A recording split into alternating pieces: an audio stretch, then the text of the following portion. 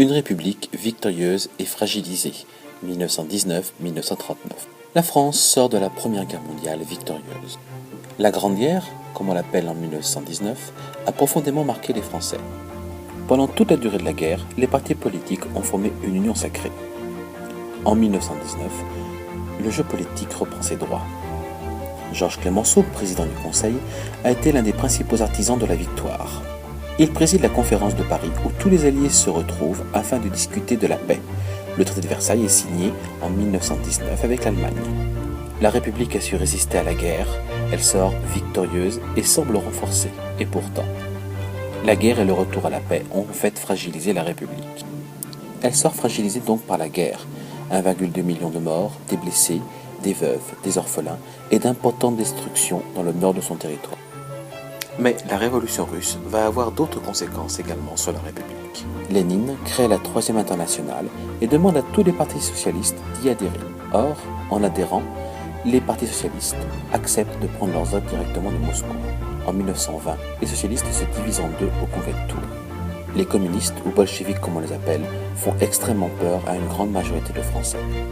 Conséquent de tout cela, la République va être en crise dans les années 30.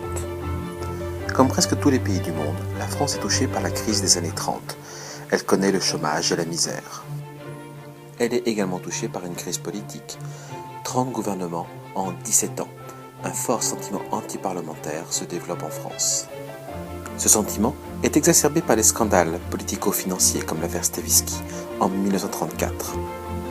Le 6 février 1934, une manifestation de ligue d'extrême droite manifestant contre la République est violemment réprimée. Il y a plusieurs morts, dont d'anciens combattants. Les partis de gauche, partis socialistes, communistes et radicaux, décident de s'unir pour lutter contre ces ligues d'extrême droite qui menacent la République. C'est le Front populaire. Ce dernier remporte les élections de mai 1936 et, alors que le gouvernement de Léon Blum n'est pas encore formé, des grèves joyeuses se déclarent dans presque toutes les usines de France. Dès l'été 1936, le gouvernement de Front populaire prend des mesures qui vont améliorer le sort des ouvriers. Instauration des congés payés, semaine des 40 heures, hausse des salaires. Mais le Front populaire est contesté et Léon Blum devra démissionner dès 1937. Beaucoup n'acceptent pas les mesures du Front populaire et pensent que cette alliance prend directement ses ordres de Moscou. La révolution russe pèse à nouveau sur la République.